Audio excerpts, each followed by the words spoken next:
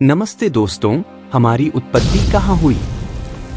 हम बाकी प्रजातियों से अलग कैसे हैं? और कैसे हमने पूरे विश्व पर राज करना शुरू किया? आज हम इंसानों की अविश्वसनीय यात्रा की कहानी को जानेंगे।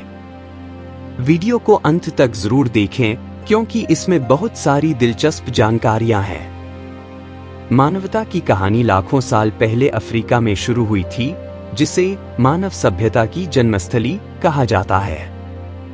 हमारे पूर्वज ऑस्ट्रेलोपिथेकस करीब 40 लाख साल पहले अफ्रीका में रहते थे।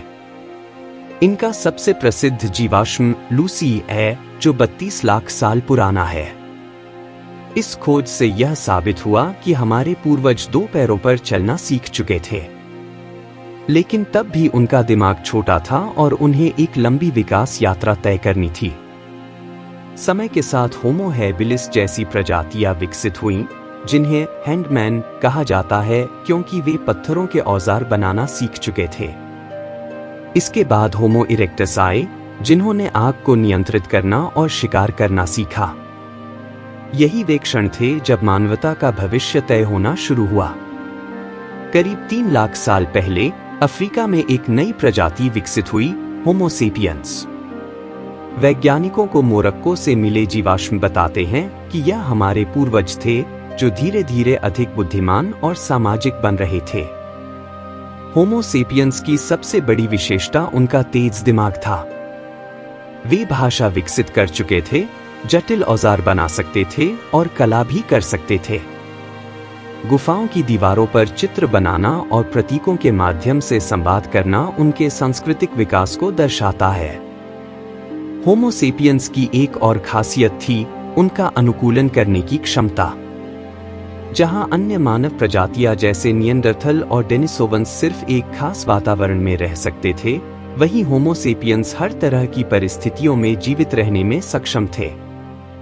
करीब 70,000 साल पहले होमो सेपियंस ने अफ्रीका से बाहर जाने की यात्रा शुरू की।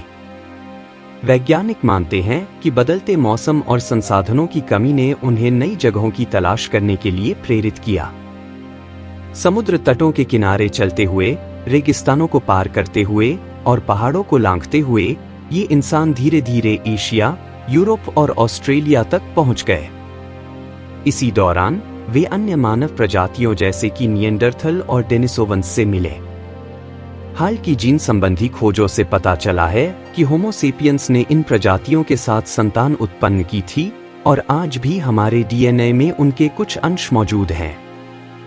लेकिन 40,000 साल पहले निएंडरथल और डेनिसोवंस विलुप्त हो गए और होमो सेपियंस ही धरती पर बची एकमात्र मानव प्रजाति बन गए। इसका कारण क्या था? कुछ वैज्ञानिक मानते हैं कि होमो सेपियंस की सामाजिक संरचना, भाषा और बुद्धिमत्ता ने उन्हें अन्य प्रजातियों पर बढ़त दी और वे संसाधनों के लिए होने वाली प्रतिस्पर्धा में विजयी रहे।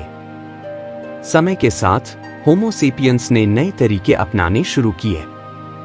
करीब 10,000 साल पहले जब शिकारी संग्रहकर्ता हंटर गैदरर जीवन शैली समाप्त होने लगी, तब कृषि का विकास हुआ। फर्टाइल क्रीसेंट में खेती की शुरुआत हुई और लोगों ने स्थायी बस्तियां बनाना शुरू किया। इससे धीरे धीरे गांव, शहर और बड़े साम्राज्यों का जन्म हुआ। सभ्यता आगे बढ़ी, लेखन प्रणाली विकसित हुई और विज्ञान तकनीक ने इंसान को नई ऊंचाइयों तक पहुंचाया। होमो सेपियंस अब सिर्फ एक जीव नहीं रहा, बल्कि यह धरती की सबसे प्रभावशाली प्रजाति बन गया। अफ्रीका के जंगलों से लेकर आधुनिक शहरों तक होमो सेपियंस ने एक लंबा सफर तय किया है। हमारी जिज्ञासा, बुद्धिमत्ता और अनुकूलन क्षमता ने हमें इस धरती पर राज करने वाली प्रजाति बना दिया। लेकिन एक सवाल हमेशा बना रहेगा, क्या भविष्य में हम और आगे बढ़ पाएंगे या फिर हमारा भी कभी अंत होगा? अगर आपको यह जानकारी पसंद आई हो तो वीडियो को लाइक करें, शेयर करें और चैनल को सब्सक्राइब करना ना भूलें। मिलते हैं अगले वीडियो में, तब तक के लिए नमस्ते।